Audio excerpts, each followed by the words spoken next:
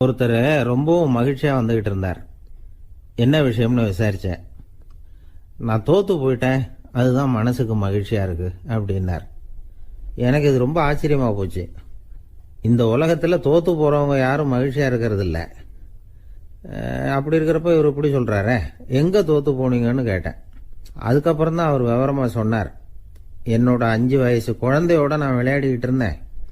அந்த விளையாட்டுல என் குழந்தை ஜெயிச்சு விட்டுது, நான் தோத்து போயிட்டேன் அப்படின்னார் ரொம்ப உற்சாகமா. நான் யோசிச்சு பார்த்தேன். அதாவது நாம சின்ன குழந்தையா இருக்கிறப்போ எந்த விளையாட்டுல கலந்துக்கிட்டாலும் அதுல நாம தான் ஜெயிக்கணும்னு ஒரு வெறி நமக்குள்ள இருக்கும். நம்மளை எதிர்த்து விளையாடுறவர் நல்லவரா கெட்டவரா, பெரியவரா சின்னவரா அப்படிங்கறதெல்லாம் முக்கியம் கிடையாது. அவர் தோத்து போகணும், நாம ஜெயிக்கணும், அதுதான் முக்கியம். எதிரியை சந்தோஷப்படுத்த விளையாடுகிற கலை அப்ப நமக்கு தெரியறதில்ல. வாழ்க்கையில ஒரு பக்குவம் வந்ததுக்கு அப்புறம் வெற்றி பெறணுங்கிற மன அழுத்தம் போயிடுது. போட்டியில ஜெயிக்கணுங்கிறத விட குழந்தையை சந்தோஷப்படுத்தணுங்கிறது முக்கியமா போச்சு. ஜெயிக்கணுங்கிற வெறி ஓடி போட்டுது.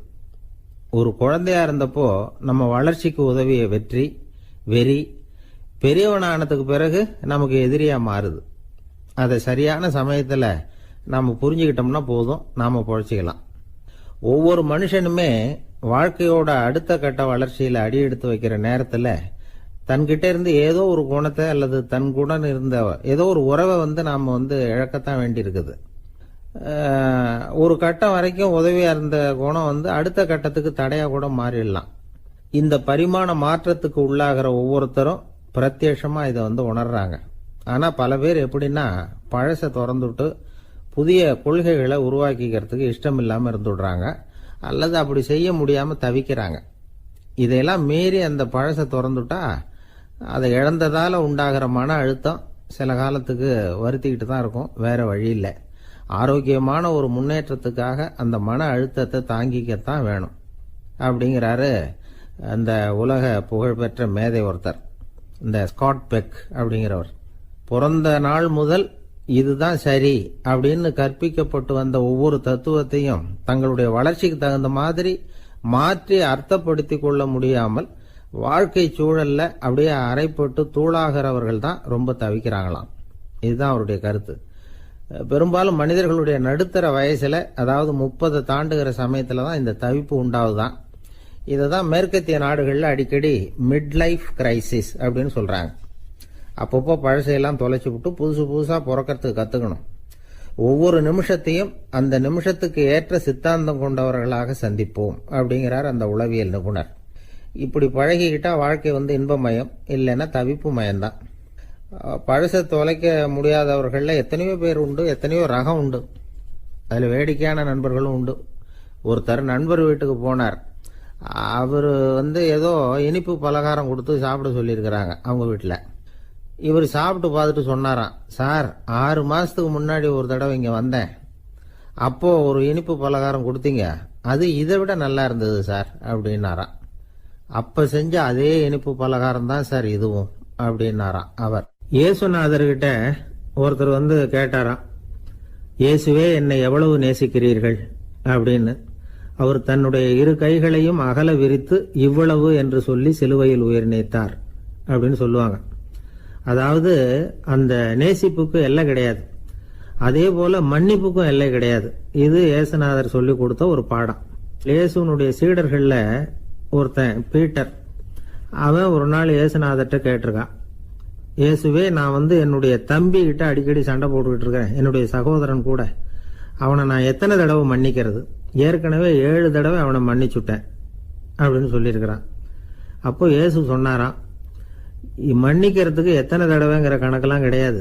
எத்தனை தடவை உன்னுடைய சகோதரன் உன்னை கோபப்படுத்துகிறானோ அத்தனை தடவை நீ மன்னிக்கிறதுக்கும் தயாரா இருக்கணும், அதுதான் அப்படின்னு சொன்னாராம்.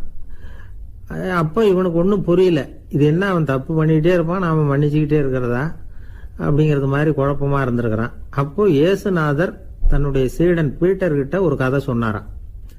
அந்த கதை இன்றைக்கு நாம எல்லாரும் சிந்தித்து பார்க்க வேண்டிய ஒரு கதை. அதாவது மன்னிப்பை விரும்புகிறவர்கள் மன்னிக்கவும் தயாராக இருக்க வேண்டும் அப்படிங்கிறது தான் அந்த கதையினுடைய தத்துவம். அந்த இயேசுநாதர் சொன்ன கதை என்னன்னா, ஒரு மன்னர் இருந்தார். அவர் ஒரு நாள் அரண்மனையில் உட்கார்ந்து கணக்கு வழக்குகள்லாம் பார்த்துக்கிட்டு இருந்தார். நம்ம அரண்மனையிலேருந்து யார் யார் அரசாங்க கடன் வாங்கியிருக்கிறாங்க, யார் யார் திருப்பி செலுத்தி இருக்கிறாங்க அப்படிங்கிற விவரத்தையெல்லாம் பார்த்துக்கிட்டு இருந்தார். அப்போதான் புரிஞ்சுது, அந்த அரண்மனையில் வேலை செய்கிற ஒருத்தனே அரசாங்க கடன் வாங்கியிருக்கிறான். எவ்வளவு? 10,000 பொற்காசுகள் வாங்கியிருக்கான் கடன். இந்த 10,000 பொற்காசுகளை திருப்பி செலுத்தலை அரசாங்கத்துக்கு. இது மன்னர் கவனத்துக்கு வந்தது. உடனே நம்ம அரண்மனையில் இருக்கிறவனே அரசு கடன் வாங்கி திருப்பி செலுத்தாமல் இருக்கான், அவனை கூப்பிட்டு வாங்கன்னு சொல்லி கூப்பிட்டுட்டு வந்தாங்களாம். விசாரிச்சிருக்கிறாங்க, என்னப்பா நீ எவ்வளவு ஒன்று? ஆமாங்க 10,000 பொற்காசுகள் வாங்கியிருக்கிறேன், இன்னும் திருப்பி கட்டலைன்னு இருக்கான். உடனே அவர் மன்னர் சொல்லியிருக்கிறார், நம்ம சட்டத்திட்டப்படி நீ உடனே பணத்தை திருப்பி கட்டிடு. அப்படி உன்னால கட்ட முடியலன்னா உன்னுடைய வீடு வாசல் சொத்து சுகம் எல்லாத்தையும் விற்று அந்த பணத்தை அரசு கருவூலத்தில் சேர்த்துக்கிறதுக்கு நானே ஏற்பாடு பண்ணிடுறேன் அப்படின்னு அந்த மன்னர் சொன்னாராம். இவன் அப்படியே அதிர்ச்சி ஆயிட்டான், அப்படியே பொத்துன்னு காலில் விழுந்தானா. மன்னா என்னை மன்னிச்சுங்க, என்னால் முடியல, எனக்கு மன்னிப்பு கொடுங்க அப்படின்னு இருக்கான்.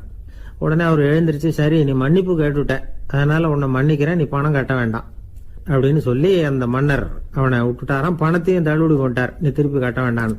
இவனுக்கு ரொம்ப மகிழ்ச்சி, அதனால ரொம்ப உல்லாசமா வந்துகிட்டு இருக்கிறான். தெருவில் வந்துகிட்டு இருக்கிறப்ப இவங்கிட்ட கடன் வாங்கின ஒருத்தன் எதுக்கு வந்துகிட்டு இருக்கான். அவன் இவங்கிட்ட ஒரு 100 பொற்காசுகள் கடன் வாங்கியிருக்கான். அவன் வந்தான், இவன் போய் அவன் சாட்டையை பிடிச்சிக்கிட்டான், நீ எப்படா என் கடனை திருப்பி கொடுக்க போறேன்னு.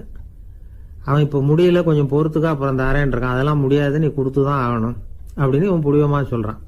இப்போ நிலைமையை பாருங்க, இவன் ஏற்கனவே 10,000 பொற்காசுகள் அரசாங்கத்தில் கடன் வாங்கினா அதுக்கு மன்னிச்சு விட்டுட்டார் இவனை. ஆனா இவன் இன்னொருத்தனை மன்னிக்கிறதுக்கு தயாரா இல்லை. இவங்கிட்ட கடன் வாங்கின இன்னொருத்தன் 10 பொற்காசுகள், அவனை மன்னிக்க தயாரா இல்லை. அவனை கொண்டு போய் நீதிமன்றத்தில் கொண்டு போய் நிறுத்தி தண்டனை வாங்கி கொடுத்துட்டான். நீதிபதி என்ன சொன்னார், அந்த இவன் வாங்கின பொற்காசுகளை திருப்பி கட்டுற வரைக்கும் ஜெயிலில் இருக்கணுங்கிறது தீர்ப்பு. ஆனா உடனே அரசர் காதுல விழுந்தது. சொல்லிட்டாங்க, உங்ககிட்ட மன்னிப்பு வாங்கிட்டு போனானே ஒருத்தன், அவன் இன்னொருத்தனை மன்னிக்கிறதுக்கு தயாரா இல்லை, அவனை கொண்டு போய் ஜெயிலில் அடைச்சுட்டான் அப்படின்னு. உடனே மன்னர் பார்த்தார், இவனை மறுபடியும் கூப்பிட்டு வர சொன்னார். தபாரப்பா, நான் உன்னை மன்னிச்சு விட்டேன், ஆனா நீ இன்னொருத்தனை மன்னிக்கிறதுக்கு தயாரா இல்லை, அதனால என்னுடைய தீர்ப்பையும் மாத்துறேன், நீயும் அரசு கடன் தீர்ற வரைக்கும் ஜெயிலில் தான் இருக்கணும் அப்படின்னு சொல்லி ஜெயிலுக்கு அனுப்பிச்சுட்டாராம். இப்படி ஒரு கதையை இயேசுநாதர் தன்னுடைய சீடருக்கு சொன்னதாக ஒரு வரலாறு. அது என்ன, அதுல இருந்து நாம புரிந்து கொள்ள வேண்டியதுன்னா, நாம மன்னிக்கப்படணும்னு நாம விரும்புறோம்னா நாம இன்னொருத்தரை மன்னிக்கிறதுக்கு தயாரா இருக்கணும். அதனால நாம இன்னொருத்தரை யாரையும் மன்னிக்க மாட்டோம், ஆனா என்ன இன்னொருத்தர் மன்னிக்கணும் அப்படிங்கிறது மாதிரி செய்யக்கூடாதுன்னு சொல்லுவாங்க. அது மாதிரி நாம இப்ப இது தப்பா புரிஞ்சுக்கிறவங்களும் இருக்கிறாங்க. பாவம் மன்னிப்புங்கிறதுலாம் எதுக்குன்னா, அதாவது மறுபடியும் பாவம் செய்யாம இருக்கிறதுக்காக தான். அதான் மன்னிக்கிறாரே அப்படிங்கிறதுக்காக மறுபடியும் பாவம் பண்ணிட்டு இருக்கிறது இல்லை. அதான் ஒருத்தர் கேட்டாராம், பாவத்திலிருந்து மன்னிப்பு கிடைக்கணும்னா நீ என்ன செய்யணும் அப்படின்னு கேட்டிருக்காரு. அதுக்கு அவன் சொல்லியிருக்கிறான், நான் முதல்ல பாவம் செய்யணும், அப்போதானே மன்னிப்பு கிடைக்கும் அப்படின்னு நானா. இப்படிப்பட்டவர்கள் தான் இன்னைக்கு உலகத்தில் அதிகமாக இருக்கிறாங்க. அதனால இந்த மன்னிப்பின் மகத்துவம்ங்கிறது இயேசுநாதர்ட்ட இருந்து தான் நாம புரிஞ்சுக்கணும். அந்த இயேசு சொன்ன அந்த மன்னிக்கிற மனோபாவம் இருந்தால் இன்னைக்கு உலகம் பூராவும் அமைதி பூங்காவாக இருக்கும். அதுல ஒன்றும் ஆச்சரியமே இல்லை, அதுல ஒன்றும் சந்தேகமும் இல்லை. அதனால மன்னிக்கிற மனோபாவத்தை நாம எல்லாரும் நமக்குள்ளே வளர்த்து கொள்ள வேண்டும் அப்படிங்கிறது தான் நாம இன்றைக்கு எல்லோரும் சிந்தித்து பார்க்க வேண்டிய ஒரு செய்தி. ஒரு வயசான அம்மா தெரு வழியா போயிட்டு இருந்தாங்க. அவங்க கையில எண்ணத்தையோ வச்சுக்கிட்டு அதை அடிக்கடி பார்த்துக்கிட்டே இருந்தாங்க. ஒருத்தன் மெதுவா அவங்க கிட்ட போய் கையில் இருக்கிறது என்ன அப்படின்னு எட்டி பார்த்தா அவங்க கையில 4 பல்லு இருந்துதான். இவன் ஆச்சரியமா அந்த அம்மாவை பார்த்தான். ஏம்மா, உனக்கு என்ன பைத்தியமா, ஏது இந்த பல்லு, இதை என்னத்துக்காக கையில வச்சுக்கிட்டு அலைஞ்சிக்கிட்டு இருக்கிற அப்படின்னு கேட்டிருக்கான். அதுக்கு அந்த அம்மா விவரம் சொல்ல ஆரம்பிச்சாங்களாம். இதை பாருப்பா, எனக்கு ஒரு மகன் இருந்தான், அவனை ரொம்ப செல்லமா வளர்த்தேன். அவனை தரையிலேயே நடக்க விடுறதில்ல, எப்பவும் தூக்கி வச்சுக்கிட்டு இருப்பேன். அவன் நல்லா பெரியவனாகி பள்ளிக்கூடம் போகிறப்ப கூட அவன் புஸ்தக மூட்டையை நான் தான் சுமந்துக்கிட்டு போவேன். பார்க்குறவங்க கூட கேலி பண்ணுவாங்க, ஏம்மா படிக்க போகிறது நீயா உன் பிள்ளையான்னு கேட்பாங்க. அவன் இன்னைக்கு எவ்வளவோ பெரிய மனுஷன் ஆயிட்டான், வெளிநாட்டில் பெரிய உத்தியோகத்தில் இருக்கான். சமீபத்தில் இங்கே வந்துட்டு போனான். ஒரு நாள் ஏதோ கோபத்தில் என்ன அரைஞ்சுட்டான். அப்போ இந்த 4 பல்லும் கீழே விழுந்துட்டுது. இன்னமும் கூட விழுந்திருக்கும், ஆனால் பல்லு தான் இல்லை. என் புள்ள அரைஞ்சதுனால விழுந்த பல்லு இல்லையா அது, அதனால இதை எப்பவும் என் கையிலேயே வச்சுக்கிட்டு ஆசையோடு பார்த்துக்கிட்டு இருக்கிறேன். அவன் தான் வெளிநாட்டுக்கு போட்டான், அவனை பார்க்க முடியாத ஏக்கத்தை நான் இந்த பல்லை பார்த்து போக்கிக்கிறேன் அப்படின்னு நாங்களாம் அந்த அம்மா. இந்த கதை எதுக்காகன்னா தாய் அன்பு அப்படிங்கிறது எப்படிப்பட்டதுங்கிறத புரிஞ்சுக்கிறதுக்காக. கல்யாணம் ஆனதுக்கு அப்புறம் தாயை மறந்து விடுறவங்க எத்தனை பேர் இந்த உலகத்தில்? அவங்க காதில் வேணுங்கிறதுக்காக தான் இந்த தகவல். ஆனால் ஒரு விஷயம் மட்டும் நல்லா புரிஞ்சுக்கணும். தாயை மதிக்க தெரிஞ்சவங்க தான் இன்றைக்கி வாழ்க்கையில் எல்லா விதத்துலேயும் முன்னுக்கு வந்திருக்கிறாங்க. வேணும்னா விசாரித்து பார்த்துக்குங்க. இன்னொரு அம்மா இருந்தாங்க. அவங்க தினமும் ஒரு கோயிலுக்கு வருவாங்க. சாமியை பார்த்து, கடவுளே நான் இறந்து போனால் நரகத்துக்கு போகணும் அப்படின்னு வேண்டிக்குவாங்களாம். எல்லாரும் சொர்க்கத்துக்கு போகணும்னு தானே கடவுள்கிட்ட வேண்டிக்குவாங்க. இந்த அம்மா தினம் நான் நரகத்துக்கு போகணும் அப்படின்னு வேண்டிக்கிறாங்க. அங்கேருந்து அர்ச்சகருக்கு இது சந்தேகம். ஒரு நாள் அதை நேரடியாகவே அவங்கக்கிட்ட கேட்டுவிட்டார். அதுக்கு அந்த அம்மா பதில் சொன்னாங்களாம், ஐயா, எனக்கு கல்யாணம் ஆகி ரொம்ப நாள் வரைக்கும் குழந்தை பாக்கியம் இல்லாமல் இருந்தது. கோயில் குளம் எல்லாம் சுற்றி வந்தேன். ரொம்ப நாள் கழித்து ஒரு குழந்தை பிறந்தது, ஆண் குழந்தை. அவனை நான் ரொம்ப செல்லம் கொடுத்து வளர்த்தேன். அதோட விளைவு என்ன ஆச்சுன்னா, அவன் ரொம்ப மோசமாக ஆயிட்டான். கெட்ட பழக்க வழக்கம்லாம் கற்றுக்கிட்டான். அவன் இறந்து போனால் நிச்சயம் அவனுக்கு நரகம்தான் கிடைக்கும். அந்த அளவுக்கு கெட்டவன் அவன். அப்படிப்பட்ட காரியங்கள்லாம் பண்ணிகிட்ருக்கான், எனக்கு தெரியும். இவனுக்காக நரகத்தில் கூட யாரும் தயவு காட்ட மாட்டாங்க, தாட்சண்யம் காட்ட மாட்டாங்க. அதனால் இவனுக்கு முந்தி நான் இறந்து நரகத்துக்கு போயிட்டா அங்கே இவனை கவனிச்சிக்கலாமே, இவனுக்கு பணிவிடை செய்யலாமேன்னு பார்க்குறேன் அப்படின்னு நாங்களாம். அதனால தான் நான் நரகத்துக்கு போகணும்னு தினம் ஆண்டவனை வேண்டிகிட்டு இருக்கிறேன் அப்படின்னு கண்கலங்கி அந்த அம்மா சொன்னாங்களாம். அதுதான் தாய் உள்ளம்ங்கிறது. தாயின் பெருமையை சரியாக உணர்ந்துட்டா அவங்களுக்கு எப்பவும் எந்த கஷ்டமும் வராது. இது ஏதோ உபதேசத்துக்காக சொல்கிற வார்த்தை இல்லை, உண்மையான வார்த்தை. இந்த விவரத்தையெல்லாம் நண்பர் ஒருத்தர்கிட்ட சொல்லிக்கிட்டு இருந்தேன். அவர் கொஞ்ச நாள் கழித்து என்னை தேடி வந்தார். அவர் கையிலேயும் 4 பல்லு வச்சுருந்தார். என்னங்க ஆச்சு, ஏதுங்க அந்த பல்லு அப்படின்னு விசாரித்தோம்.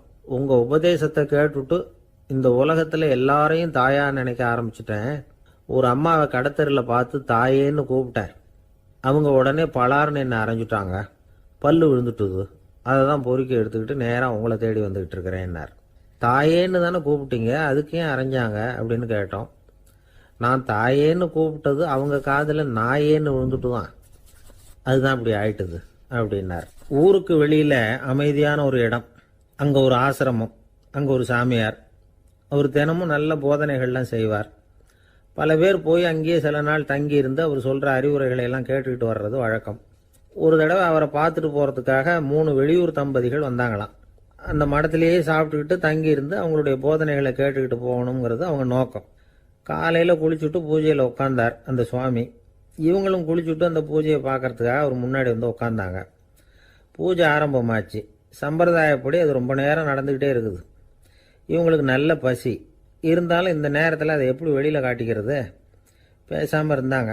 அந்த சுவாமி பூஜையை முடித்தார். அதுக்கப்புறம் பேச ஆரம்பித்தார். பேச்சு அருமையாக தான் இருந்தது, அமிர்தமாக தான் இருந்தது. இருந்தாலும் இவங்களுக்கு இருக்கிற வயிற்று பசி அது சரியாக கவனிக்க விடலை. அந்த சுவாமியே இதை கவனிச்சதா தெரியல. இவங்களுக்கு மனசுக்குள்ள ஒரு எண்ணம், உள்ள சாப்பாடு தயாராகிட்டு இருக்கும் போல இருக்கு. இந்த பேச்சு முடிஞ்சது நம்மளை உள்ளே அழைச்சிட்டு போய் சாப்பாடு போடுவாங்கன்னு நினைக்கிறோம் அப்படின்னு இவங்களாம் நினச்சிக்கிட்டாங்க. ஆனால் சுவாமி இதை பற்றி எதுவுமே பேசலை, கண்டுக்கலை. ஒரு அம்மாவால் அதுக்கு மேலே சும்மா இருக்க முடியுமா? முடியல. சாப்பாட்டை கவனிக்கலாமா அப்படின்னு சொல்லி மெதுவாக ஆரம்பித்தாங்க. ஓ, கவனிக்கலாமே அப்படின்னு உள்ளே அழைச்சிட்டு போனார் சுவாமி. இவங்க ரொம்ப அவசரமாக எழுந்திருச்சு உள்ளே ஓடினாங்க.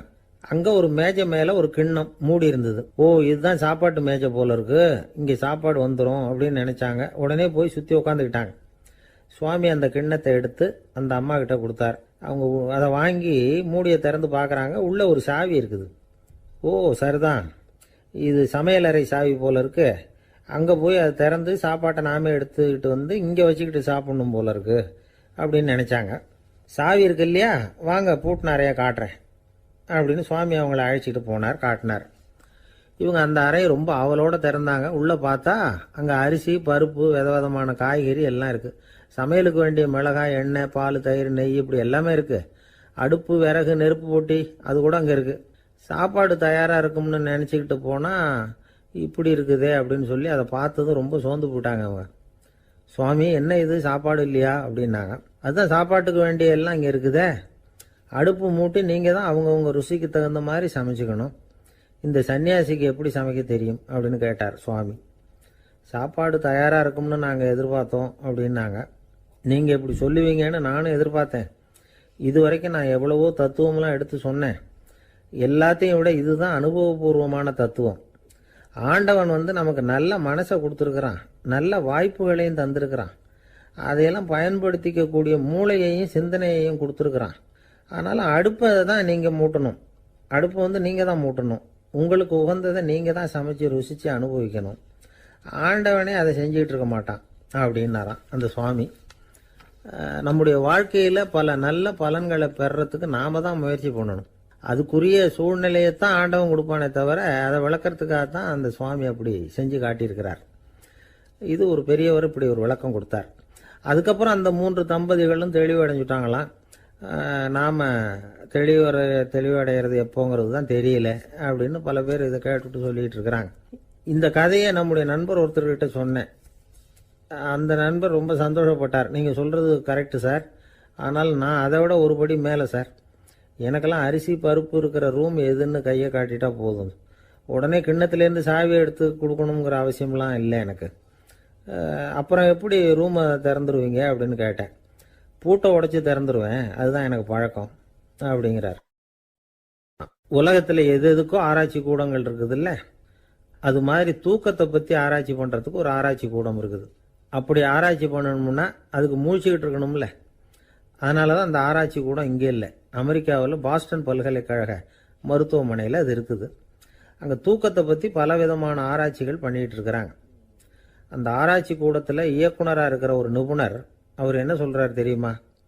உங்களுக்கு தூக்கம் வரலையா, நீங்கள் நல்லா தூங்குறதுக்கு தாராளமாக சில யோசனைகளை என்னால் சொல்ல முடியும் அப்படிங்கிறார். யோசனை தானே, காசா பணமாக கேட்டு வச்சுக்கலாமே. உணவு, மனநிலை, தூங்கும் இடத்தோட சூழ்நிலை, படுக்கைக்கு செல்றப்போ உள்ள பழக்க வழக்கங்கள், இது காரணமாக ஒருத்தருக்கு தூக்கம் வராமல் போகலாம். தூக்கம் வராததுக்கு இதுதான் காரணம்னா அதையெல்லாம் சுலபமாக கட்டுப்படுத்தலாங்கிறார் அவர். தூக்கத்தை வரவழைக்கக்கூடிய ஒரு நல்ல மருந்து உடற்பயிற்சி. ஆனால் ஒன்று, படுக்க போகிற நேரத்தில் இது மாதிரி உடற்பயிற்சிகள் எல்லாம் செய்யக்கூடாது. கொஞ்சம் முன்னாடி பகல்லையே இந்த பயிற்சிகளை செய்கிறது நல்லது. தூக்கம் வராமல் அவதிப்படுறவங்க பிற்பகல் நேரங்களில் காஃபி, டீ இது மாதிரி பானங்களை சாப்பிடக்கூடாது. மது அருந்துறது கூட தூக்கத்தை பாதிக்கும். வெது வெதுப்பான நீரில் குளிக்கிறது, தியானத்தில் ஈடுபடுறது, ஓய்வாக இருக்கிறது, படுக்கிறது, அதாவது படுக்கிறதுக்கு முன்னாடி ஒரு குவளை பால் சாப்பிட்றது, இதெல்லாம் தூக்கத்தை வரவழைக்கிறது ரொம்ப உதவியாக இருக்கும். இன்னொரு விஷயம் என்னென்னா, தூங்கி ஆகணுமேங்கிற கவலை வேண்டியதில்லை. அப்படி நினச்சி கவலைப்படுறதை விட்டுடணும். தூக்கம் வரலையா, உடனே படுக்கையை விட்டு எழுந்திருக்க வேண்டியது. வெளியில் வாங்க, வேறு ஏதாவது வேலையில் ஈடுபடுங்க, கொஞ்சம் நேரம் உலாவுங்க, அல்லது ஏதாவது ஒரு புஸ்தகத்தை எடுத்து படிங்க. களைப்பு ஏற்பட்டால் மறுபடியும் படுக்கைக்கு போங்க, தூக்கம் தானே வந்துடும். ஒரு விஷயத்தை மட்டும் நல்லா ஞாபகத்தில் வச்சுக்கணும். படுக்கைக்கு போகிறப்போ உங்கள் மற்ற எல்லா பிரச்சனைகளையும் மறந்துடணும். அது எப்படி சார் முடியும், அந்த நேரம் தானே எல்லா பிரச்சனையும் வரிசையாக ஞாபகத்துக்கு வருது அப்படின்னு நாம் நினைக்கலாம். ஆனால் பழக்கத்தில் அதை நாம் மாற்றிக்க முடியும். கொஞ்சம் முயற்சி பண்ணணும், அவ்வளோதான். இது எல்லாமே ஆராய்ச்சி பண்ணி பார்த்துட்டு அந்த நிபுணர் சொல்கிற கருத்து தான். இன்னொரு விஷயமும் அவர் சொல்கிறார். அது என்னென்னா, உடல் கோளாறு காரணமாக தூக்கம் வராமல் அவதிப்படுறவங்களுக்கெல்லாம் இந்த யோசனைகள் சரியாக வராது அப்படிங்கிறார். அதுக்கெல்லாம் மருத்துவ சிகிச்சை கொடுத்து தான் சரி பண்ணணும். சில பேருக்கு நடு ராத்திரியில் மூச்சு திணறல் ஏற்பட்டு தூக்கம் வராமல் போயிடும்.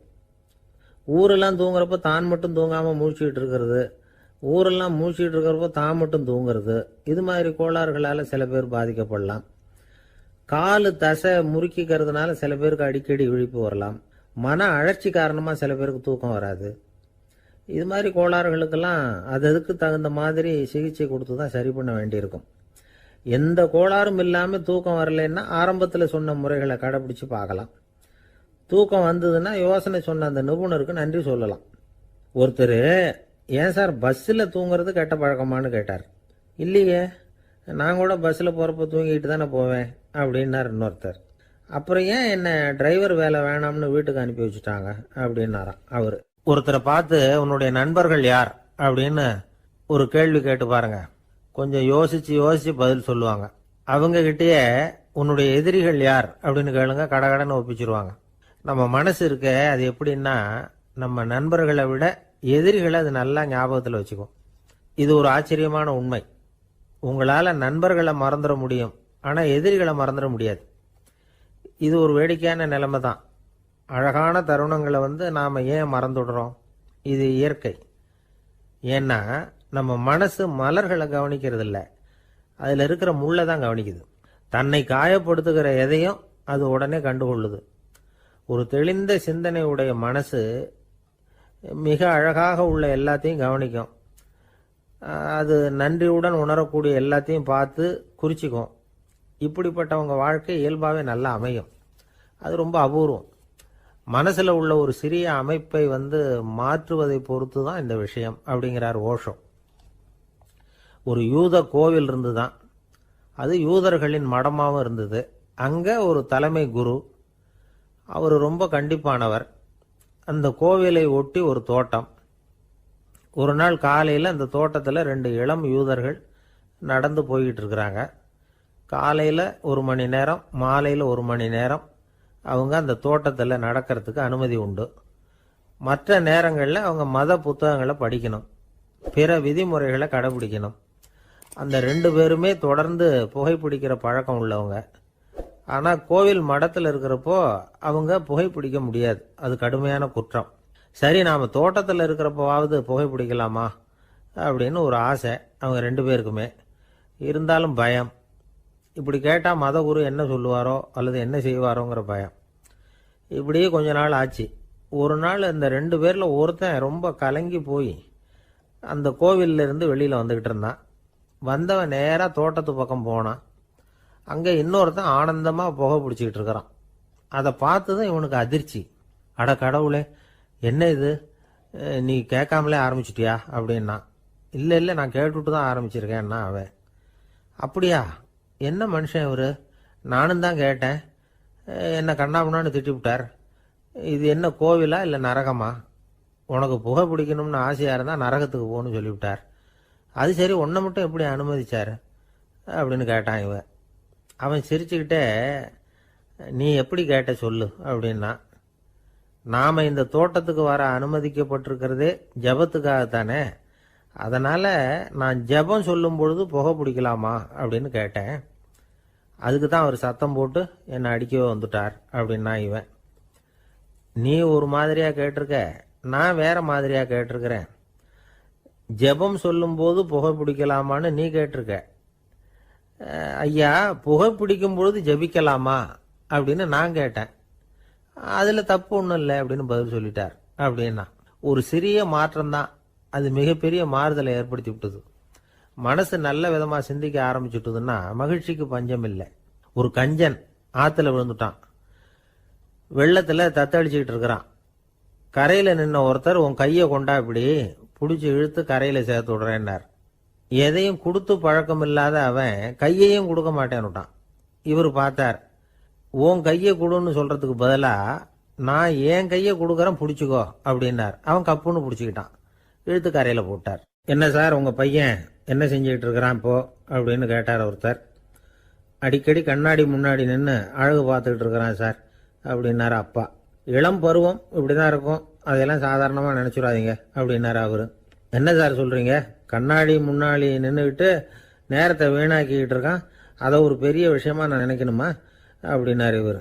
இளம் பருவத்தில் இளைஞர்களுக்கும் சின்ன பொண்ணுங்களுக்கும் அடிக்கடி கண்ணாடியில் பார்க்கணும்னு தோணும். அது வெறுமனே அழகு பார்க்கறது மட்டும் இல்லை, அவங்க தங்களையே தேடி கண்டுபிடிக்கிற ஒரு முயற்சி அது. இது ஒரு மனோதத்துவ விளைவு. இது வரைக்கும் சின்ன பிள்ளையா இருந்துட்டோம், இனிமேல் நாமளும் மற்றவங்க மாதிரி மனிதர்கள் தான் அப்படிங்கிற உணர்வு அவங்களுக்கு வருது. தங்களோட முகம் எப்படி இருக்குது, அழகு எப்படி இருக்கு, உடம்பு நேரம் எப்படி இருக்கு, முடி எப்படி இருக்கு அப்படிங்கறதையெல்லாம் கண்டுபிடிக்கிறாங்க. அதுக்கப்புறம் இன்னொரு ஆணோ பொண்ணோ தன்னை கவனிக்கணும் அப்படின்னு நினைக்கிறாங்க. இதெல்லாம் மனோதத்துவ உண்மைகள், இதெல்லாம் இயற்கை. இதை பார்த்துட்டு பெற்றவங்க பிள்ளைங்க கெட்டு போட்டாங்க அப்படின்னு நினைக்கக்கூடாது, அவங்கள திட்டிக்கிட்டே இருக்கக்கூடாது. இன்னைக்கு பல குடும்பங்களில் இதுதான் நடந்துகிட்டு இருக்குது.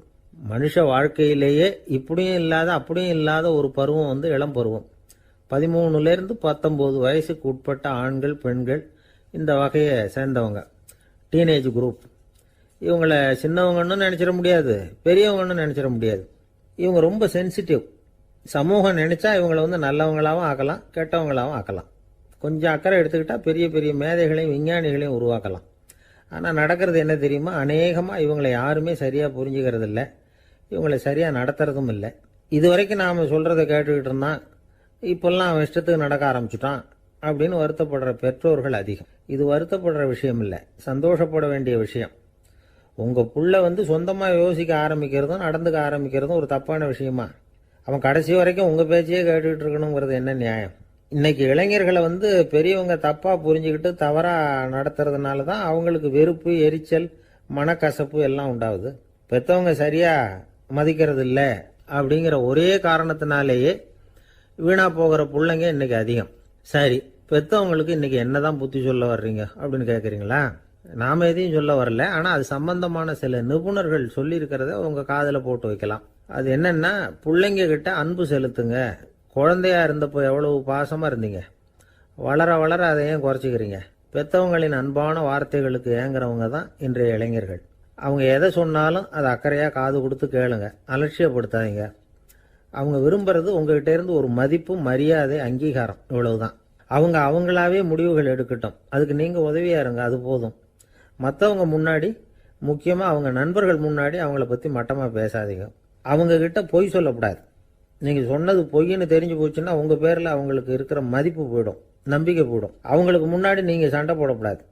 உங்கள் பிள்ளைய எப்பவும் இன்னொரு பிள்ளையோட ஒப்பிட்டு பேசுகிற வேலையே வேணாம். கூட பிறந்த மற்றவங்களோட கூட ஒப்பிடக்கூடாது. இப்படி செஞ்சால் அவன் உங்ககிட்டையும் பிரியமாக இருக்க மாட்டான், அவங்ககிட்டையும் பிரியமாக இருக்க மாட்டான். புள்ள எங்கே போகிறான், என்ன பண்ணுறான் அப்படின்னுலாம் துப்பறிஞ்சிக்கிட்டு இருக்கக்கூடாது. இளைஞர்கள் தனிமையை விரும்புகிறவங்க. அவங்கள பெட்டியில் வச்சு மூடி பாதுகாக்கணும்னு நினைக்கக்கூடாது. அவங்கள எப்படி பாதுகாக்கிறது அப்படிங்கிறது அவங்களுக்கே தெரியும். உங்கள் புள்ள எப்படி நடந்துக்கணும்னு நீங்கள் எதிர்பார்க்குறீங்களோ அது மாதிரி நீங்கள் நடந்து காட்டுங்க, அது போதும். ஒரு வீட்டில் அப்பாவும் அம்மாவும் பேசிகிட்டு இருக்கிறாங்க. என்னங்க, நம்ம பொண்ணு பெரியவளாயிட்டா, அடிக்கடி கண்ணாடி முன்னாடி போய் நின்றுக்கிட்டு இருக்கிறா, சீக்கிரமாக ஒரு பையனை பார்த்து கல்யாணத்தை முடிக்காமல் இப்படி மசன்னு கல் மாதிரி உட்காந்துருக்குறீங்களே அப்படின்னு சத்தம் போட்டாங்க. அந்த அம்மா, அவசரப்படாத, பார்க்கறதுக்கு கண்ணுக்கு அழகா லட்சணமா புத்திசாலியா ஒரு பையன் கிடைக்க வேணாமா, அதுதான் பார்த்துக்கிட்டு இருக்கிறேன் அப்படின்னாரு அப்பா. இதுக்கு அந்த அம்மா சொல்றாங்க, எங்க அப்பா இப்படியெல்லாம் நினைச்சுக்கிட்டு இருந்திருந்தா எனக்கு கல்யாணமே ஆயிருக்காது தெரியுமா அப்படின்னாங்களாம். 1816 வருஷம் செப்டம்பர் மாதம் 11ஆம் தேதி பிரான்ஸ் தேசத்தில் உள்ள ஒரு மருத்துவமனை. அங்கே ஒரு இளம் டாக்டர் கொஞ்ச நாளைக்கு முன்னாடி தான் அந்த ஆஸ்பத்திரியில் புதுசாக வேலைக்கு சேர்ந்துருக்கிறார். அவர் பேர் ரெனே லெனக். அவர் அன்னைக்கு காலையில் அந்த மருத்துவமனையில் அப்படியே ரவுண்ட்ஸ் வந்துக்கிட்டு இருக்கிறார். வார்டில் ஒரு படுக்கையில் ஒரு இளம் பெண் படுத்திருக்கிறா. அந்த பொண்ணுக்கு இருதய நோயாக இருக்கலாம்ங்கிறது மற்ற டாக்டர்கள் சந்தேகம். அந்த காலத்துல எல்லாம் ஒருத்தருடைய இருதய துடிப்பை தெரிஞ்சுக்கணும்னா நோயாளியின் மார்பில் டாக்டர் காதை வச்சு பார்த்து தான் தெரிஞ்சுக்கிறது வழக்கம். ஆனால் இந்த பெண்ணும் இளம் பெண், அந்த டாக்டரும் புதுசாக சேர்ந்துருக்கிறவர். அதனால் பரிசோதனை பண்ண தயங்கினார். கொஞ்ச நேரம் யோசனை பண்ணார். திடீர்னு ஒரு ஞாபகம் வந்தது அவருக்கு. அதாவது அன்னைக்கு விடியற் காலையில் தோட்டத்தில் அப்படி வாக்கிங் போயிட்டு இருந்தப்போ சின்ன பசங்கள்லாம் ஒரு மரக்கட்டையை வச்சு விளையாடிட்டு இருந்தாங்களாம். அதை இவர் பார்த்துருக்கிறார். அது என்ன விளையாட்டுனா, ஒரு நீளமான மரப்பலகை, அதில் ஒரு முனையில் ஒரு பையன் தன்னுடைய காதை வச்சுக்கிட்டு இருக்கிறான், மறுமுனையில் இன்னொரு பையன் அந்த மரப்பலகையை ஒரு ஆணியால் கீறிக்கிட்டு இருக்கிறான். ஒரு முனையில் ஆணியால் கீறும் பொழுது மறுமுனையில் காதை வச்சிருக்கிற பையனுக்கு அந்த சத்தம் துல்லியமாக கேட்குது. அந்த டாக்டருக்கு காலையில் பார்த்த இந்த விளையாட்டு ஞாபகத்துக்கு வந்துட்டுது. உடனே என்ன பண்ணார் தெரியுமா? ஒரு நீளமான காகிதத்தை எடுத்தார். அதை அப்படியே உருளை மாதிரி உருட்டினார். ஒரு முனையை அந்த நோயாளியின் மார்பில் இடது பக்கம் வச்சார், இன்னொரு முனையில் தன்னுடைய காதை வச்சார். என்ன ஆச்சரியம்! நோயாளியின் மார்பில் நேரடியாக காதை வச்சு கேட்கறத விட துல்லியமாக கேட்டுது இதய துடிப்பு. இதய துடிப்பு மட்டும் இல்லை, மூச்சு இழுத்து விடுறது, திரவ பொருள்களின் அசைவு, எல்லா சத்தமும் தெளிவாக கேட்குது. கிரேக்க மொழியில் ஸ்டெத்தாஸ் அப்படின்னா மார்பு, ஸ்கோப்பின் அப்படின்னா பார்ப்பதுன்னு அர்த்தம். அதனால டாக்டர் ரெனே லெனக் தான் கண்டுபிடிச்ச கருவிக்கு ஸ்டெத்தஸ்கோப் அப்படின்னு பேர் வச்சார். அவரே முதல் மாடலையும் செஞ்சார். அளவு ரொம்ப பெருசாக இருந்தது, சுலபமாக எடுத்துகிட்டு போகிறது கஷ்டம், அது அவ்வளவு கஷ்டமாக இருந்தது அது. அதனால் அவரே அதை அப்புறம் 2 பிரிவாக தயார் பண்ணார். இது 2 துண்டையும் டாக்டர் தன்னோட கோட்டு பாக்கெட்டில் வச்சுக்கலாம், தேவைப்படுறப்ப எடுத்து ஒன்றா சேர்த்துக்கலாம். இப்படி தான் அவர் ஆரம்பத்தில் பண்ணார். தன்னுடைய இந்த கண்டுபிடிப்பை பற்றி அவர் ஒரு புத்தகம் எழுதினார். நிறைய விற்றுது, புகழும் பணமும் சேர்ந்தது. பணமும் புகழும் சேர்ந்தது மாதிரியே அவருக்கு ஒரு நோயும் சேர்ந்தது. அது என்ன நோயின்னு கண்டுபிடிக்கிறதுக்கும் அவர் கண்டுபிடிச்ச கருவி தான் உபயோகப்பட்டு தான். அவரே அதை கண்டுபிடிச்சார். அவருக்கு வந்திருந்தது காச நோய். 1826 வருஷம் ஆகஸ்ட் மாதம் 13ஆம் தேதி உலகத்தின் முதல் ஸ்டெதஸ்கோப்பை கண்டுபிடிச்ச டாக்டர் ரெனே லெனக் காலமானார். அவர் சாகிறதுக்கு முன்னாடி மரத்தால் செஞ்சு வச்சிருந்த ஸ்டெதஸ்கோப்பை தனக்கு வேண்டியப்பட்ட ஒரு டாக்டர்கிட்ட கொடுத்து, என்னுடைய சொத்துக்கள்லேயே ரொம்ப வசந்தது அப்படின்னு சொன்னாராம். அதுக்கப்புறம் 3 வெள்ளைக்காரங்க சேர்ந்து இந்த கருவியில் சில மாற்றங்களை பண்ணாங்க. ஆனால் 1829 லண்டனில் டாக்டர் நிக்கோலஸுங்கிறவர் ஒரு காதால் இதய துடிப்பை கேட்கறத விட டாக்டர் 2 காதாலையும் கேட்கறது தான் சரியா இருக்கும் அப்படின்னு ஒரு கருத்தை வெளியிட்டார். அதுக்கப்புறம் ரொம்ப காலம் கழிச்சு 1852 ஜார்ஜ் காமான் அப்படிங்கிறவர் ரப்பர் டியூப்களை உபயோகப்படுத்தி 2 காதாலையும் கேட்குற மாதிரி ஒரு புதிய வடிவத்தை அதுக்கு கொடுத்தார். அதுக்கு பிறகு அது படிப்படியாக எவ்வளவோ மாற்றங்கள் இருந்தாலும் ஆரம்பத்தில் டாக்டர் ரெனே லெனக் உருவாக்கின அடிப்படை மாடலை யாரும் மாற்றி அமைக்கலைங்கிறது தான் முக்கியமான விஷயம். நமக்கு தெரிஞ்ச ஒரு ஆஸ்பத்திரி, அதில் ஒரு நோயாளி, காலை நேரத்தில் நர்ஸு அந்த பக்கமாக போயிட்டு இருந்தாங்க. அதை பார்த்துட்டு ஒரு நர்ஸுன்னு கத்துறார். நர்ஸு அவசரமாக ஓடி வந்து என்ன விஷயம்னு கேட்டாங்க. சிஸ்டர், இங்கே பாருங்க, உங்கள் டாக்டரை என் நெஞ்சில் ஒரு காதை வச்சு கேட்டுக்கிட்டு இருக்கிறார் அப்படின்னார் நோயாளி. சிஸ்டர் பதட்டப்படாமல், அதனால் என்ன, இந்த டாக்டர் பழமையான விஷயங்களில் ரொம்ப நம்பிக்கை உள்ளவர், அதனால் ஸ்டெதாஸ்கோப்பை உபயோகப்படுத்தாமல் காதை வச்சு கேட்குறார், அது ஒன்றும் தப்பு இல்லை அப்படின்னாங்களாம். ஐயோ, அதுக்காக இல்லை சிஸ்டர், இவர் என் நெஞ்சு மேலே தலையை வச்சது நேற்று ராத்திரி 9 மணி, இப்போ விடிஞ்சு போச்சு, இன்னமும் தலையை எடுக்கவே இல்லை, அதுக்காக தான் சந்தேகப்பட்டு உங்களை கூப்பிடுறேன் அப்படின்னாராம். அரேபிய நாடு, அங்கே ஒரு ஆட்சி தலைவர், அரேபிய நாட்டு ஆட்சி பொறுப்பை ஏற்றுக்கிட்டவர். அவர் ஆட்சி பொறுப்பை ஏற்றுக்கிட்ட பிறகு ஒரு நாள் ஒரு தெருவில் நடந்து போய்கிட்டு இருந்தார். அவர் தோளில் ஒரு பெரிய துணி மூட்டை, அதை சுமந்துக்கிட்டு கடத்தெருவை நோக்கி அவர் போய்கிட்டு இருக்கிறார். வழியில் அவரை சந்திச்சார் உமர். அவர் கேட்டார், கலீஃபா அவர்களே, எங்கே புறப்பட்டுட்டீங்க அப்படின்னு கேட்டார். கலீஃபான்னா ஆட்சி தலைவர்னு அர்த்தம். இதுக்கு அவர் சொன்னார், நான் துணி வணிகம் செய்கிறவன், அதனால துணி வியாபாரம் செய்யறதுக்காக போயிட்டு இருக்கிறேன்னார். நீங்க இப்போ இந்த நாட்டுக்கு ஆட்சி தலைவர், ஆட்சி பொறுப்புல இருக்கிறீங்க, நீங்க வியாபாரம் செய்ய போட்டா அரசு பணிகளை செய்யறது யாரு அப்படின்னு கேட்டார் அவர். நான் அரசு பணிகளை மட்டுமே செஞ்சுக்கிட்டு இருந்தா என் குடும்பத்தை காப்பாத்துறது யாரு அப்படின்னு கேட்டார் அவர். இப்படி கேட்டவர் யார் தெரியுமா? அவர் தான் அபூபக்கர், இறை தூதர் முகமது அவர்களுக்கு பிறகு கலீஃபாவாக தேர்ந்தெடுக்கப்பட்டவர். அப்போலாம் ஆட்சி தலைவர்களுக்கு சம்பளம்னு எதுவும் கிடையாது. இந்த பிரச்சனையை எப்படி தீர்க்கிறதுன்னு யோசனை பண்ணார் உமர். அபு உபைதா அவர்கள்கிட்ட அழைச்சிட்டு போனார். அவர் யாருன்னா, அவர் தான் பொது நிதி கருவூலத்தின் பொறுப்பாளர். அவர்கிட்ட பிரச்சனையை சொன்னார். இது மாதிரி ஆட்சி தலைவருக்கு பொது நிதியிலிருந்து ஊதியம் அளிக்க முடியுமான்னு கேட்டார். பொது நிதி விதிகளின்படி அதுக்கு சாத்தியம் இல்லைன்னு சொல்லிவிட்டாரு அவரு. சரி, வேற ஏதாவது வழி இருக்குதான்னு கேட்டார் உமர். அபு உபைதா கொஞ்சம் யோசனை பண்ணி பார்த்தார். அப்புறமா சொன்னார், மக்காவிலிருந்து மதீனாவுக்கு குடிபெயர்ந்து வந்த அகதிகளுக்கு நிதி உதவி அளிக்கிறதுக்கு விதிகளில் இடம் இருக்கு. அப்படி பார்த்தா அபூபக்கரும் அகதி தானே, அதனால எல்லா அகதிகளுக்கும் கொடுக்கறது மாதிரியே அவருக்கும் ஒரு தொகை அளிக்கலாம்னார். கலீஃபா அபூபக்கருக்கு இந்த அகதி உதவி தொகையைத்தான் கொடுத்துட்டு வந்தாங்களாம். குடும்ப செலவுக்கு அது போதுமானதா இல்லை. இருந்தாலும் கலீஃபாங்கிறதுக்காக மற்ற அகதிகளை விட அதிகமாக தொகையை பெற அவர் விரும்பல. மார்பு பக்கம் கிழிஞ்சிருந்த ஒரு மேலாடையை தான் அவர் அணிஞ்சிருந்தார். அவருடைய துணைவியார் அஸ்மா, அவங்க ஒரு நாள் தேன் அருந்த ஆசையா இருக்குன்னாங்களாம். நமக்கு கிடைக்கிற ஊதியம் குடும்ப செலவுக்கே போதுமானதா இல்லையே, இந்த நிலையில தேன் வாங்கறதுக்கு காசுக்கு நான் எங்க போவேன் இருக்காரு அவரு. கொஞ்ச நாள் கழிச்சு அவங்க ஒரு தொகையை அவர்கிட்ட கொடுத்து தேன் வாங்கிட்டு வர சொன்னாங்களாம். இவருக்கு ஆச்சரியம், ஏது இந்த பணம்னு கேட்டிருக்காரு. நீங்க தினமும் குடும்ப செலவுக்காக கொடுத்துக்கிட்டு வந்த பணத்துல கொஞ்சம் கொஞ்சமா மிச்சப்படுத்தி வச்சேன்னாங்களாம். அபூபக்கர் அந்த பணத்தை எடுத்துக்கிட்டு நேரா பொது நிதி கருவூல பொறுப்பாளர்கிட்ட போனார். இந்த பணத்தை பொது நிதியில சேர்த்துருங்க, இது அதிகப்படியா எனக்கு தரப்பட்டு வந்த ஊதியம், அடுத்த மாசத்துல இருந்து இந்த தொகையை குறைச்சிங்கன்னு வேற சொல்லிவிட்டாராம். பசியை தணிக்க தேவையான அளவு உணவு, ஒரு ஜோடி உடை, இதை தவிர கூடுதலா மக்கள் பொது நிதியிலிருந்து வாங்கிக்கிறதுக்கு என் குடும்பத்தாருக்கு உரிமை இல்லை அப்படின்னு சொல்லி கண்டிப்பா சொல்லிவிட்டாராம். அவர் வாங்கிட்டு வந்த இந்த குறைந்த ஊதியம் கூட அவர் மனசை உறுத்திக்கிட்டே இருந்தது.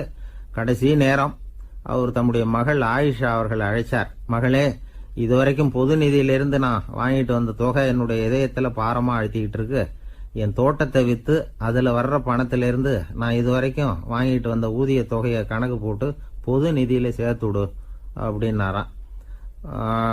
பதவி ஏற்கிறதுக்கு முன்னாடி தன்கிட்ட இருந்ததை விட இப்போ கூடுதலாக என்ன சொத்து இருக்குன்னு பார்த்துருக்கார். ஒரு ஒட்டகம், ஒரு கோப்பை, ஒரு பணியாள். இதையும் அடுத்தபடியா கலீஃபாவா வர்றவர்கிட்ட ஒப்படைச்சிருங்க அப்படின்னு விட்டாராம். அதே மாதிரி அடுத்து வந்த உமர்கிட்ட ஒப்படைச்சாங்க. அப்போ உமர் சொன்னாராம், அபூபக்கரே, இந்த முன்மாதிரியால உங்களுக்கு பிறகு இந்த ஆட்சி பொறுப்பை ஏற்கிறவர்களை பெரும் நெருக்கடிக்கு ஆளாகி விட்டீங்க அப்படின்னு சொல்லி ரொம்ப கண் கலங்கினாராம். கடைசியா அபூபக்கர் தன்னுடைய குடும்பத்தாருக்கு விட்டு சென்ற சொத்து ஒரு படுக்கை விரிப்பு, ஒரு போர்வை, அவ்வளவுதான். இது சிந்திக்க வேண்டிய ஒரு செய்தி. ஒரு ஊர்ல ஒரு மன்னர் இருந்தாராம். அமைச்சர் அவர்கிட்ட சொன்னாராம், மன்னா, நம்ம ராஜ்யத்துல இனிமே லஞ்ச ஊழலே இருக்காதுன்னாராம். ஆஹா, அப்படின்னா ஊழல் பேர் வழிகளை எல்லாம் நாடு கடத்தியாச்சா அப்படின்னு கேட்டிருக்காரு மன்னர். இதுக்கு அவரு, அப்படி இல்லைங்க, இனிமே கொடுக்கறதுக்கு ஜனங்கள் கிட்ட பணமே இல்லை அப்படின்னாராம். இந்த உலகத்துல எல்லாருக்கும் மகிழ்ச்சி தரக்கூடிய ஒரு பொருள் எது? இது ஒரு முக்கியமான கேள்வி. இந்த கேள்விக்கு பொருத்தமான ஒரு பதிலை உங்களால சொல்ல முடியுமா? அதாவது கொஞ்சம் யோசிச்சு பார்த்தா பணம்னு சொல்லலாமா? இப்போ கையில் காசு இல்லாதவங்ககிட்ட ஒரு 10 ரூபாய் கொடுத்தா அது அவனுக்கு சந்தோஷத்தை கொடுக்கும். ஏற்கனவே வருமான வரி பிரச்சனையில் சிக்கி இருக்கிறவர்கிட்ட இன்னும் கொஞ்சம் பணம் இந்தாங்கன்னு சொல்லி கொடுத்தோம்னா அது அவருக்கு சங்கடத்தை தான் கொடுக்கும். அதனால அந்த கேள்விக்கு பணம்ங்கிறது பொருத்தமான பதிலாக இருக்க முடியாது. கேள்வி என்னன்னா, இந்த உலகத்தில் எல்லாருக்கும் மகிழ்ச்சி தரக்கூடிய ஒரு பொருள் எது? சரி, இனிப்புன்னு சொல்லலாமா? ஏன்னா எல்லாருக்கும் இனிக்க தானே செய்யும். அதுலேயும் ஒரு சிக்கல் இருக்கு. சக்கரை வியாதிக்காரங்களுக்கு அது என்ன சந்தோஷத்தையா கொடுக்கும்? ஆக எல்லாருக்கும் வேறுபாடு எதுவும் இல்லாமல் மகிழ்ச்சியை கொடுக்கக்கூடியது வேற ஏதோ ஒன்று இருக்கு. அது என்னன்னு கண்டுபிடிக்கணும். அதுதான் இன்னைக்கு தகவல். இப்போ அதை கண்டுபிடிக்கணும்னா இந்த கதையை கேட்கணும். அது என்ன கதைன்னா, ஒரு ஊரில் ஒரு ராஜா இருந்தார். அவருக்கும் இதே சந்தேகம் வந்துட்டுது. அதாவது எல்லாருக்கும் இன்பம் தரக்கூடிய பொருள் எது அப்படின்னு. இதுக்கு பதில் தெரிஞ்சுக்கிறதுக்கு ஆசைப்பட்டார். சரி, அதுக்கு என்ன செய்யலாம்னு யோசனை பண்ணார். நாட்டு மக்களுக்கு பகிரங்கமாக ஒரு அறிவிப்பு கொடுத்தார். நம்ம நாட்டு மக்கள் இன்பம் தரக்கூடிய பொருள் எதுன்னு நினைக்கிறாங்களோ அதை கொண்டுகிட்டு அரண்மனையில் உள்ள கண்காட்சி மண்டபத்தில் வைக்கலாம். அப்படி அவங்க வைக்கிற பொருள்களில் எது எல்லாருக்கும் இன்பம் தரக்கூடியதாக இருக்குமோ அதை வச்சவருக்கு 1000 பொற்காசுகள் பரிசு அப்படின்னு அறிவிப்பு கொடுத்துட்டார். ஜனங்கள் இந்த அறிவிப்பை கேட்டாங்க. அதுக்கப்புறம் சும்மா இருப்பாங்களா? 1000 பொற்காசுன்னா சும்மாவா? அவங்க கையில் என்னென்ன கிடைச்சதோ அதையெல்லாம் கொண்டாந்து அரண்மனை காட்சி மண்டபத்தில் வச்சுட்டாங்க. அதுக்கப்புறமா ராஜா அங்கே வந்தார். ஒவ்வொன்றா பார்த்துக்கிட்டே வந்தார். முதல்ல ஒரு குயில் இருந்தது, இனிமையாக பாடக்கூடிய குயில். இந்த குயிலோட இன்னிசை எல்லாருக்கும் இன்பம் தரக்கூடியது தான். இருந்தாலும் காது கேட்காதவங்களுக்கு இந்த இசை எப்படி இன்பம் தர முடியும்? அதனால இது சரியில்லைன்னு விட்டார். அடுத்தபடியாக போனார். அங்கே என்ன வச்சிருக்கிறாங்கன்னு பார்த்தா ஒரு அழகான மயில் அங்கே தோகை விரித்து ஆடிக்கிட்டு இருக்குது. இந்த மயிலோட ஆட்டம் மனசுக்கு இன்பம் தரக்கூடியது தான். இருந்தாலும் பார்வை இல்லாதவங்க இந்த ஆட்டத்தை பார்த்து ரசிக்க முடியுமா? முடியாது. அதனால இதுவும் சரியில்லை அப்படின்னு சொல்லிவிட்டார். அதுக்கு அடுத்தபடியாக போனார். பல வகையான இனிப்பு பண்டங்களை வச்சுருந்தாங்க. பார்த்தார், வயசானவங்களுக்கும் நோயாளிகளுக்கும் இது இன்பம் தராது, துன்பம் தான் கொடுக்கும் அப்படின்னார். இப்படி ஒவ்வொன்றா பார்த்துக்கிட்டே போகிறார். அழகான மலர்கள், கனிகள், ஓவியங்கள் எதுவுமே பொருத்தமாக தெரியல. சகல பேருக்கும் இன்பம் தரக்கூடிய வகையில் எதுவும் இல்லை. கடைசியாக வந்தார். அங்கே ஒரு களிமண் பொம்மை இருந்தது. அது என்ன பொம்மை தெரியுமா? பசியால் வாடி இருக்கிற ஒருத்தருக்கு ஒரு அம்மா இனிமையாக பேசிக்கிட்டு சோறு போடுறது மாதிரி அந்த பொம்மையை செஞ்சுருந்தாங்க. அதுக்கு கீழே அன்பு அப்படின்னு எழுதியிருந்ததுதான். ராஜா பளிச்சுன்னு ஒரு முடிவுக்கு வந்தார். அந்த பொம்மையை செஞ்ச சிற்பியை வரவழைச்சார், பரிசு கொடுத்தார். அன்பு ஒன்று தான் எல்லாருக்கும் இன்பம் அளிக்கக்கூடிய பொருள். காது கேட்காதவங்களும் அதை கேட்க முடியும், பார்வை இல்லாதவங்களும் அதை பார்க்க முடியும், குழந்தைகளும் அதை உணர முடியும் அப்படின்னு அதுக்கு விளக்கம் கொடுத்தார் அந்த மன்னர். இந்த உலகத்தில் எல்லாருக்கும் மகிழ்ச்சி தரக்கூடிய ஒரு பொருள் அன்பு தான். அதை புரிஞ்சுக்கிட்டு தான் சில கணவன்மார்கள் மனைவி பேரில் ரொம்ப அன்பை காட்டிக்கிறது வழக்கம். ஒரு வீட்டு வாசப்படி பக்கமாக மழைக்கு ஒதுங்கினார் ஒருத்தர். மழை தூரிக்கிட்டு இருந்தது, இருட்டு நேரம்.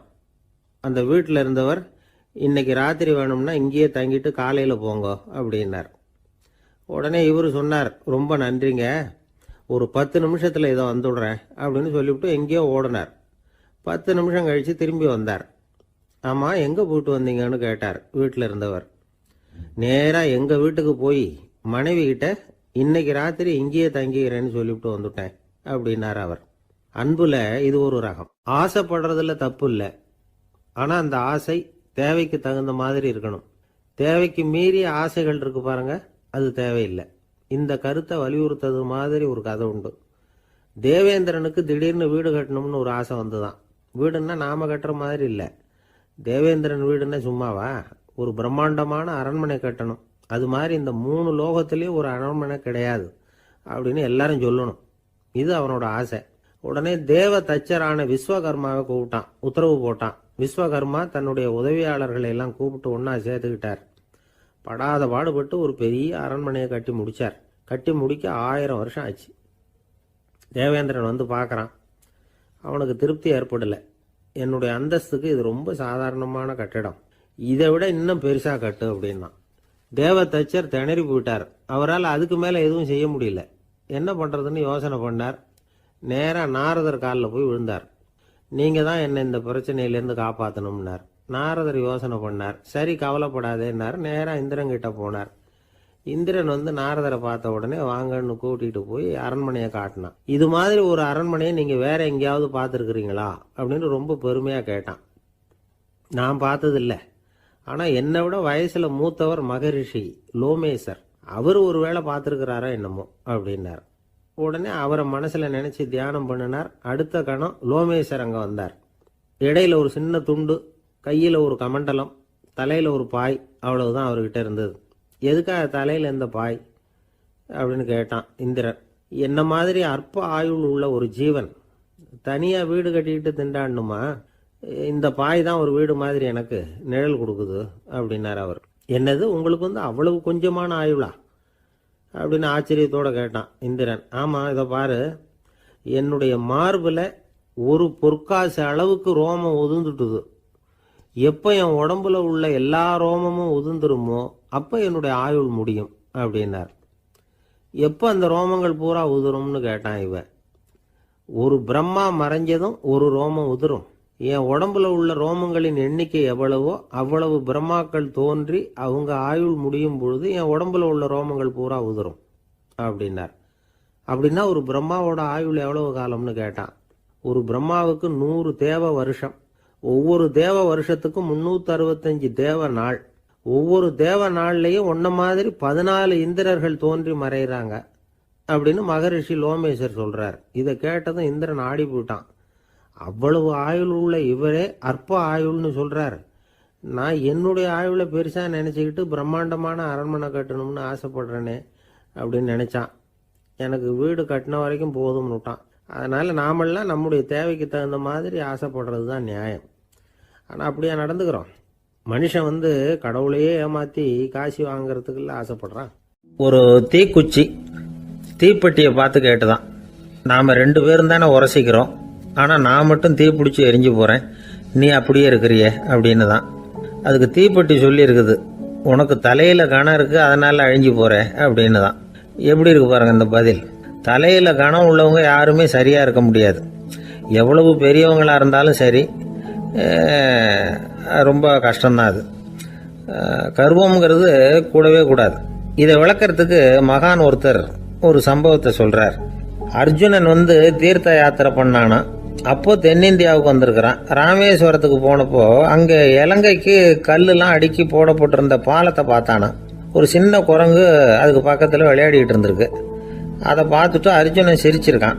ஏன் சிரிக்கிறேன்னு கேட்டிருக்கு அந்த குரங்கு. ராமன் மிகச்சிறந்த வில் வீரன். அப்படி இருக்கிறப்போ அவன் வந்து இலங்கைக்கு அம்புகளாலேயே ஒரு பாலம் கட்டியிருக்கலாம். அதை விட்டுட்டு போயும் உன்ன மாதிரி குரங்குகளை துணையாக வச்சுக்கிட்டு இப்படி ஒரு கருங்கல் பாலத்தை கட்டியிருக்கிறானே அப்படின்னு நானா. அம்புகளால் பாலம் கட்ட முடியுமா அப்படின்னு கேட்டுதான் குரங்கு. ஏன் முடியாது, என்னால் முடியுமேன்னு இருக்கான் அர்ஜுனன்.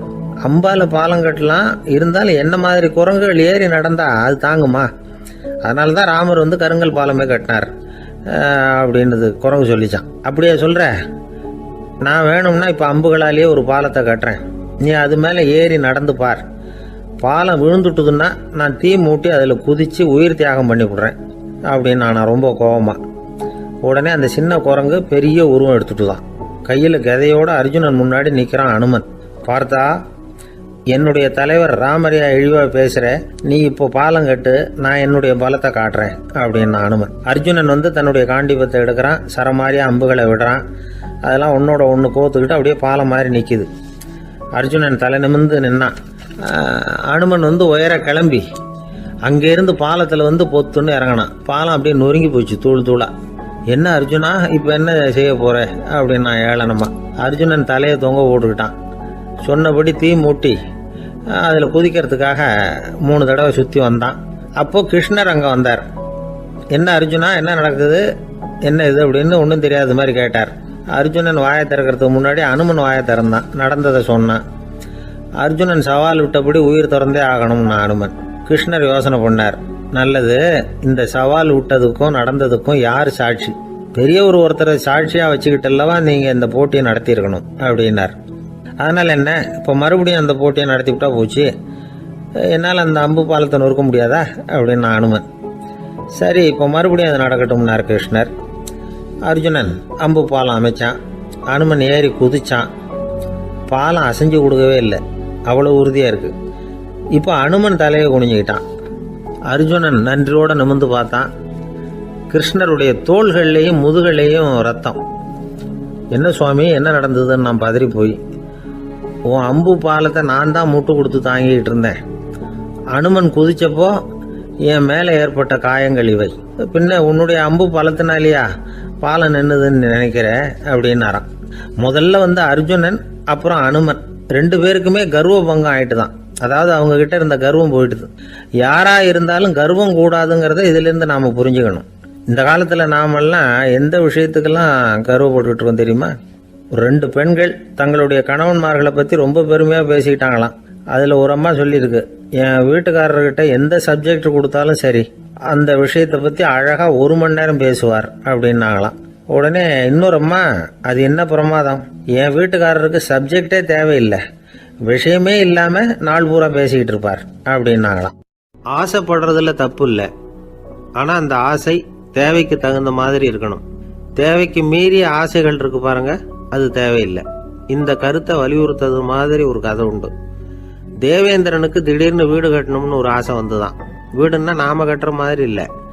தேவேந்திரன் வீடுன்னா சும்மாவா, ஒரு பிரம்மாண்டமான அரண்மனை கட்டணும். அது மாதிரி இந்த 3 லோகத்திலயும் ஒரு அரண்மனை கிடையாது அப்படின்னு எல்லாரும் சொல்லணும். இது அவனோட ஆசை. உடனே தேவ தச்சரான விஸ்வகர்மாவை கூப்பிட்டான், உத்தரவு போட்டான். விஸ்வகர்மா தன்னுடைய உதவியாளர்களை எல்லாம் கூப்பிட்டு ஒன்னா சேர்த்துக்கிட்டார். படாத பாடுபட்டு ஒரு பெரிய அரண்மனையை கட்டி முடிச்சார். கட்டி முடிக்க 1000 வருஷம் ஆச்சு. தேவேந்திரன் பார்க்கறான்.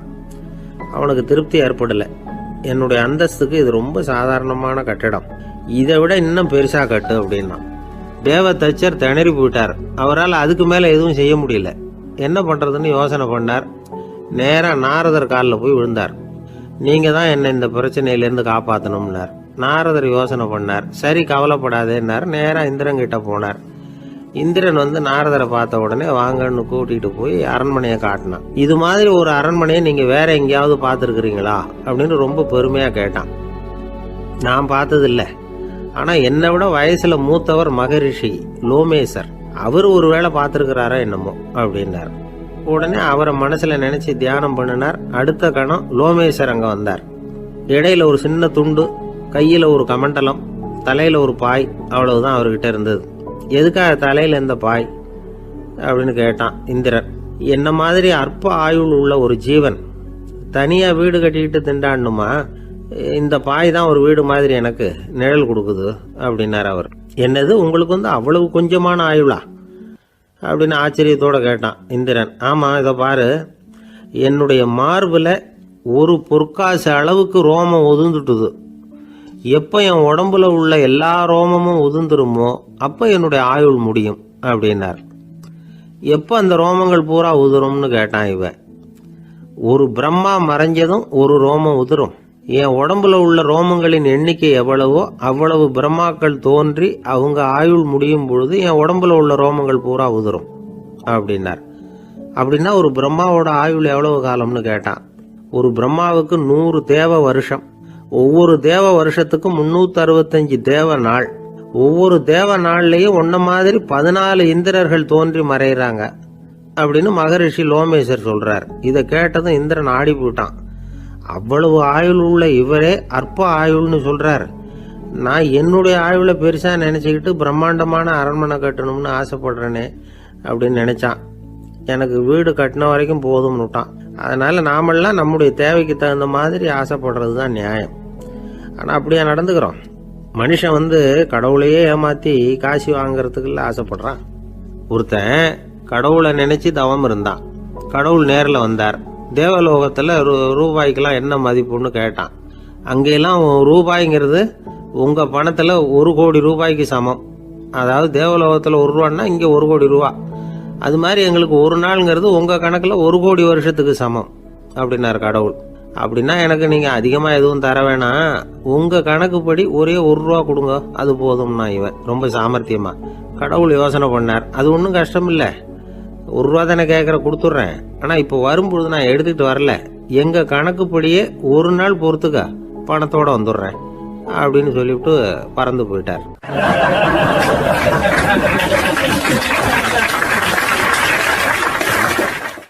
ஒருத்தர் மனசுல நிம்மதி இல்லாம உட்காந்துருந்தார்.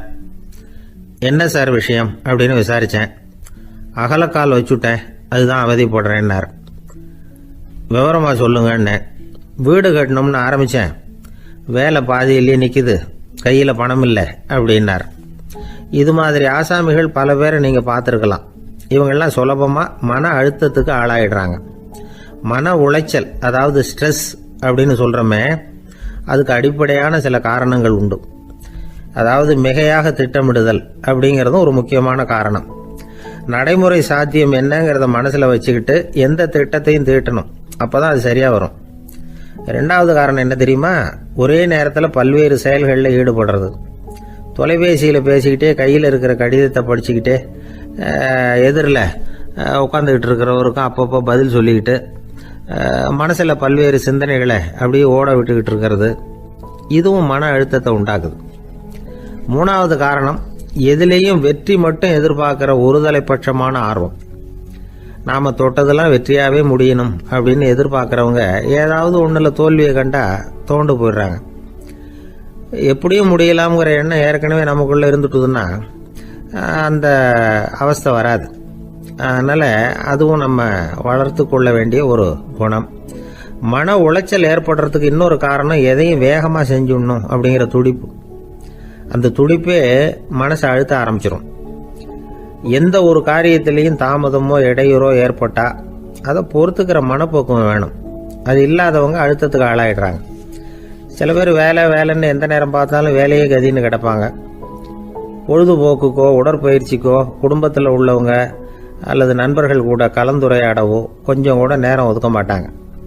இந்த சுபாவம் மன அழுத்தத்தை உண்டு பண்ணும். இதையெல்லாம் புரிஞ்சுக்கிட்டு அதிலிருந்து விடுபடுறது எப்படின்னு யோசிக்கணும். வல்லுநர்கள் இது தொடர்பாக சில யோசனைகளை சொல்லி வச்சிருக்கிறாங்க. அது என்னன்னா, வாழ்க்கைங்கிறது பிரச்சனைகளால் பின்னப்பட்ட ஒன்று. அது எப்பவுமே முடிவடையாத ஒரு தொடர்கதை அப்படிங்கிறத முதல்ல நாம புரிஞ்சுக்கணும். ஒரே நேரத்தில் ஒரு காரியத்தில் மட்டுமே நாம கவனம் செலுத்தணும். அடுத்தவங்க காரியத்தில் தலையிடக்கூடாது. எதையும் பேச ஆரம்பிக்கிறதுக்கு முன்னாடி நம்மை நாமே கேட்டுக்க வேண்டிய கேள்வி 2. 1, நான் சொல்ல போறது ரொம்ப முக்கியமானதா? 2வது, நான் சொல்றத அவங்க கேட்கறதுக்கு ஆசைப்படுறாங்களா? நான் பேசுறதுக்கு அது சரியான நேரம் தானா? இதை யோசிச்சு பார்த்ததுக்கு அப்புறம் எதையும் பேச ஆரம்பிக்கணும். முடிஞ்ச அளவுக்கு வளைந்து போகிற சுபாவத்தை வளர்த்துக்கணும். நம்ம நேரம் விலை மதிப்பு இல்லாதது, அதை வீணாக்கக்கூடாது. சிரிக்க தெரியலனாலும் பரவாயில்ல, முகத்தில் கொஞ்சம் புன்முறுவலாவது காட்டணும். இதெல்லாம் ரொம்ப முக்கியம். அடுத்தவங்க ஏதாவது செஞ்சா உடனே நன்றி சொல்ல மறக்கப்படாது. தினமும் கொஞ்சம் நேரத்தை தனிமையில் செலவு பண்ணணும். மன உளைச்சலிருந்து விடுபடுறதுக்கு 3 முக்கிய வழிகள் சொல்றாங்க. அதை சுருக்கமாக ரெட் அப்படின்னு சொல்றாங்க. RED ஆங்கில எழுத்துல. அந்த முதல் எழுத்து R, அது என்னன்னா ரிலாக்ஸேஷன், அதாவது இடை ஓய்வு. 2வது E எக்ஸர்சைஸ், உடற்பயிற்சி. 3வது டயட், திட்டமிட்ட உணவு முறை.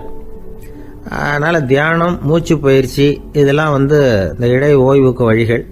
எந்த வேலையையும் தொடர்ந்து செய்யக்கூடாது. எல்லார்கிட்டையும் கலகலப்பாக பழகணும். மாசத்துக்கு ஒரு நாளாவது குடும்பத்தோடு வெளியில் போயிட்டு வரணும். சுலபமான உடற்பயிற்சிகளை செய்யலாம். உடற்பயிற்சிங்கிறது நமக்காக நாம் செய்கிற ஒரு நீண்டகால முதலீடு அப்படின்னு சொல்லுவாங்க. அதாவது லாங் டேர்ம் இன்வெஸ்ட்மெண்ட்டாக. அளவோடு சாப்பிட்ணும், மெதுவாக சாப்பிட்ணும்.